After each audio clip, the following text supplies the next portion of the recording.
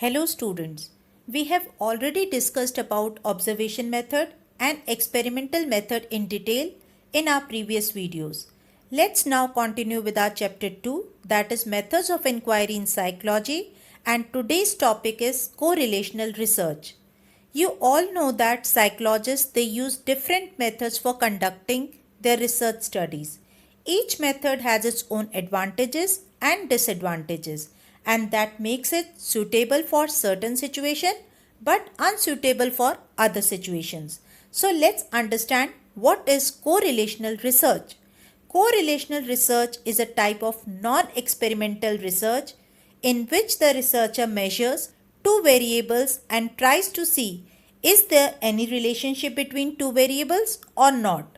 That means whether they are associated or not. He also makes no effort to control extraneous variables. This method is most useful when the researcher cannot control the environment or when the phenomena he wants to study is complex.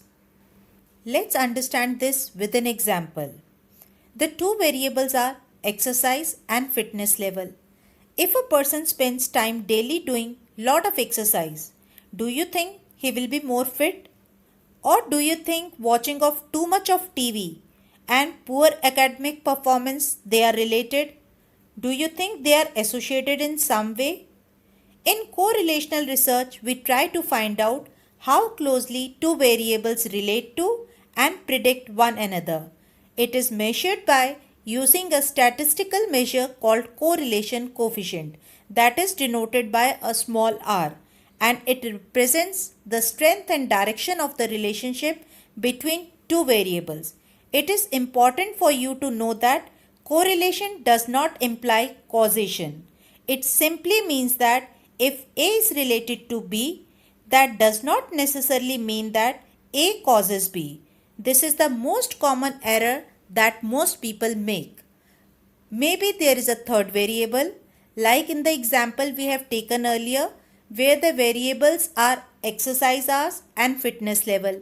One argument could be a person is fit as he exercises a lot, and another argument could be as he is fit he is able to exercise for many hours. So one should not jump to conclusion when establishing links between two variables. There could be a third variable that is the real source of link. In this case, healthy diet may be the third variable.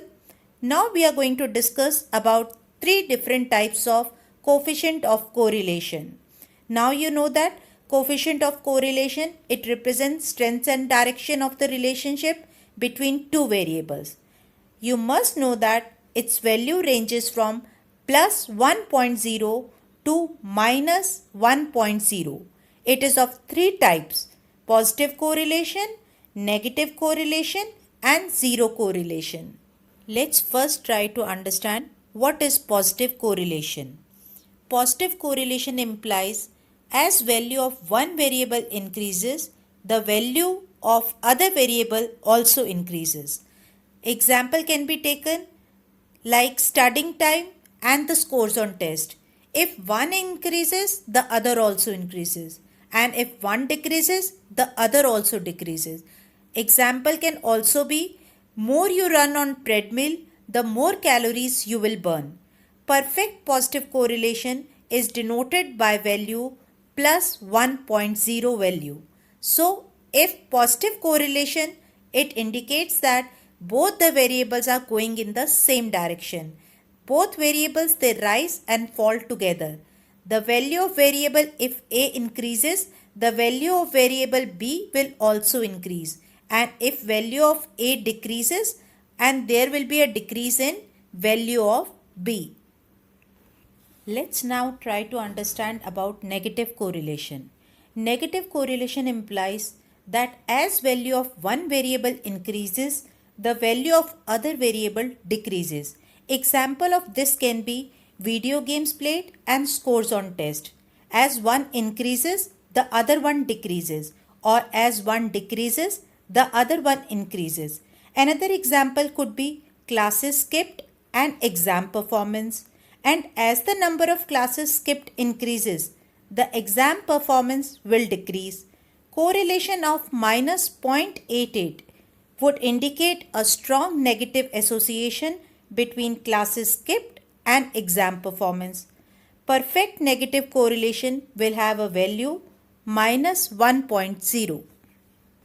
The third type of correlation is zero correlation, and it implies that no significant relationship exists between two variables, or the two variables are unrelated.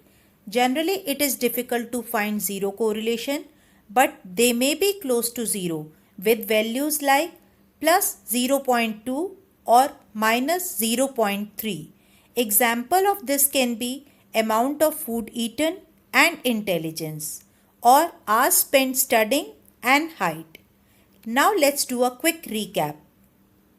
Correlation method tells us how two variables relate to each other. That means that tells us about relationship between two variables. It does not mean that one variable caused the other to occur. Correlation coefficient is represented by small r, and it can range from plus 1 to minus 1. The closer the correlation coefficient is to plus 1 or minus 1, the stronger the relation. When a correlation exists, we can say that two variables are related. We also discussed about three different types of coefficient of correlation. Positive, when both variables they rise and fall together.